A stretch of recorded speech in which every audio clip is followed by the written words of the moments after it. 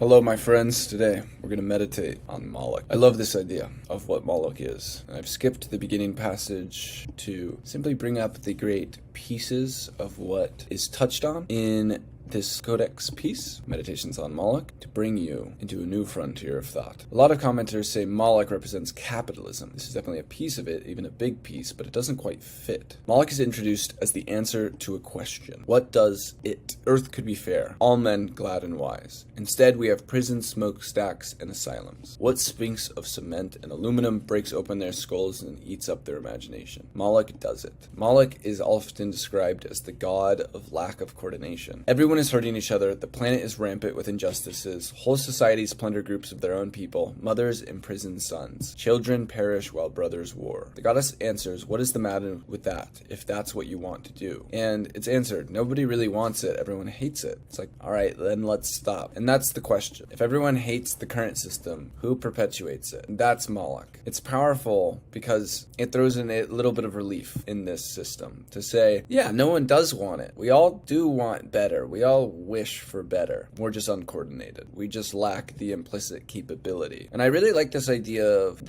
Moloch as something which is being debated and defined, because we have these archetypal godlike figures who are already defined of what evil is, or what this failure is. And I love one that's coming into the arena as something new that's debated. There's this aspect of now we have the capability to define it, and then define how to build the spear to kill it. What is the silver bullet in this case? In my opinion, capitalism is somewhat doing a good job of explaining this. And it definitely isn't the whole thing, because there's a greater aspect of a failure of just how we view capitalism. It's not capitalism itself. It's not this idea of a free trade or a free market, but it's somewhat of our status system being mishanded and misrepresented. That's at least a spear that can kill Moloch, is this status system. Status is something which truly does run the world. People want to rank up in their local status hierarchies. We have a global status hierarchy that's often just focused on wealth, which is potentially why people corroborate this directly to capitalism. But we can have higher forms of this. We can have designer goods which represent how much good you did outwardly, and people competing for that form of status is a really good thing. How much did you defeat Moloch is really what you're representing. So there's one spear at the very least. Let's continue. Imagine a country with two rules. First, every person must spend 8 hours a day giving themselves strong electric shocks. Second, if anyone fails to follow a rule, including this one, or speaks out against it, or fails to enforce it, all citizens must unite to kill that person. Suppose these rules were well enough established by tradition that everyone expected them to be enforced. So you shock yourself for 8 hours a day because you know if you don't, everyone else will kill you. Because if they don't, everyone else will kill them, and so on. Every single citizen hates the system, but for a lack of a good coordination mechanism it endures. From a god's eye view, we can optimize the system to everyone agrees to stop doing this at once, but no one within the system is able to affect the transition without great risk to themselves. And now they list 10 multipolar traps in the real world, which is related to that. And I think this is a really good thought experiment, because there's also a meme of people standing with politician on cliff. I hope that brings it up. No, it didn't. So there's a it did. It's the number one. The people don't know their true power. We're all looking towards, hey, here's a place where this coordination mechanism is failing at the government level, our capability to be represented. If we all just look together to build a better system, this system collapses. And so we hold this system up. That is the interesting piece of this. And it's the coordination mechanism to get everyone to walk off together. Because there's a punishment for walking outside of here. But that punishment really is more of a lack of status, I think, today. I don't think there's a real punishment for speaking against. We do have free speech. We have a lot of open minds. And it's more so everyone walking off in different directions. Or even not even caring about walking off, kind of just being trapped and not knowing where to walk. People, I think, are ready to walk today. They just don't know where to go. They don't have a trusted leader who says, let's walk this way. And I think that's a part of the spear that exists, is a leader. Just as the course of a river is latent in a terrain even before the first rain falls on it, so the existence of Caesar's palace was latent in neurobiology, economics, and regulatory regimes even before it existed. The entrepreneur who built it was just filling in the ghostly lines with real concrete. So we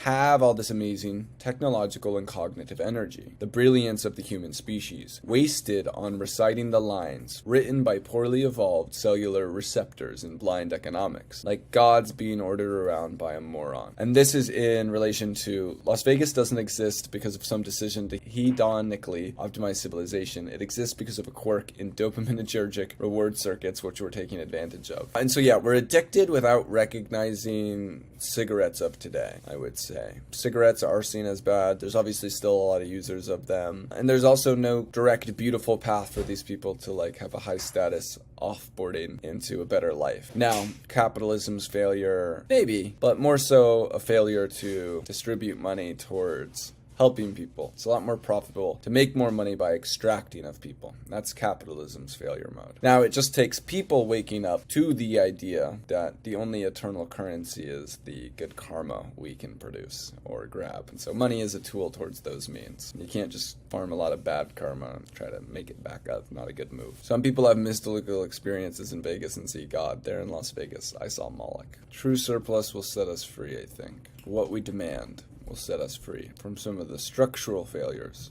And I got that from, this is saying a profit maximizing slave master isn't going to let his slaves die because that's not going to actually make more profit. He needs to get sure they're well fed and well rested. That's actually how they maximize it. And so with a society, you need a happy society. It can't be totalitarian, it must be authoritarian where they don't recognize it. The opposite of a trap is a garden. Things are easy to solve from a God's-eye view. So if everyone comes together into a superorganism, that superorganism can solve problems with ease and finesse. An intense competition between agents has turned into a garden, with a single gardener dictating where everything should go and removing elements that do not conform to the pattern. The two active ingredients of government are laws plus violence. More abstractly, agreements plus enforcement mechanism. Many other things besides government share these two active ingredients, and so are able to act as coordination mechanisms to avoid traps. For example, since students are competing against each other, directly if classes are graded on a curve, but always indirectly for college admissions and jobs, there's intense pressure for individual students to cheat. The teacher and school play the role of a government by having rules, for example, against cheating, and the ability to punish students who break them. But the emergent social structure of the students themselves is also a sort of government. If students shun and distrust cheaters, then there are rules. Don't cheat, and an enforcement mechanism, or else we will shun you. Social codes, gentlemen's agreements, industrial guilds, criminal organizations, traditions, friendships, schools, corporations,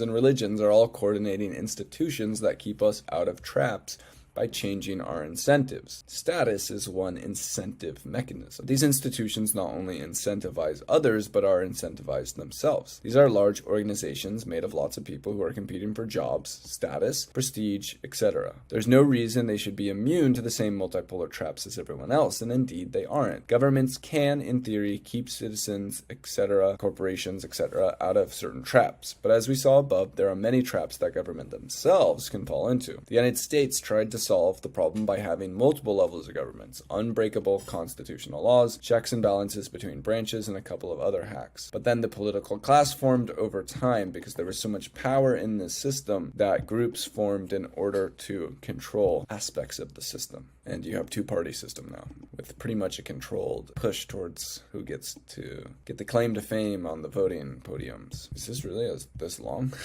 Okay, that's just a lot of comments. Not as bad. But let's see how he summarizes it. God of humans. The other gods sit on their thrones and think, ha ha ha. A god who doesn't even control any hell monsters or command his worshippers to become killing machines. What a weakling. This is going to be so easy. But somehow Elua is still there. No one knows exactly how. And the gods who oppose him tend to find themselves meeting with a surprising number of unfortunate accidents. I think this was also called, there's a really good video, the goddess of everything else. There are many gods, but this one is ours. Bertrand Russell said, one should respect public opinion insofar as is necessary to avoid starvation and keep out of prison. I think this God represents just the interconnectedness of humanity.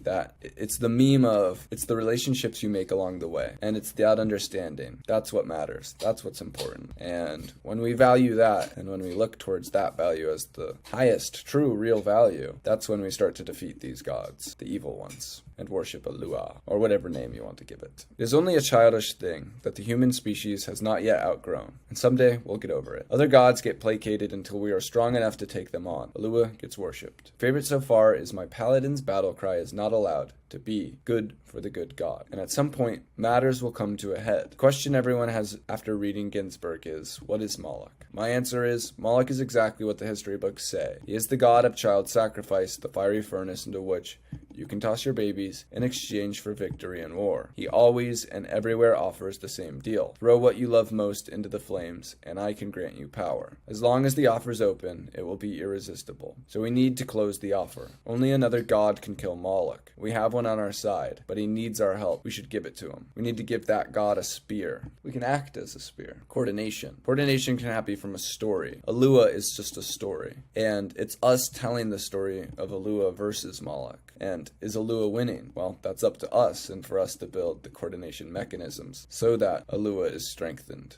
and can win and is believed to be winning and has facilities where we can help Alua win. I looked at this, Jacob, this meme, and I realized about this is people are today do know that they have the power. I think that meme is out there, that understanding. But the real question is where to walk. It's like people want to get off this, but they don't know where to walk. And so it takes not someone just walking out outside of the pack and figuring it out, but someone getting all of the pack to listen and say, hey, look at what I can do. And they do some cool, they make the best sign in the world. Maybe that sign is an app that a lot of people use, and they start coordinating their thoughts. And then they get to be a thought leader and they say, look, here's where we can go. And that's a driving force.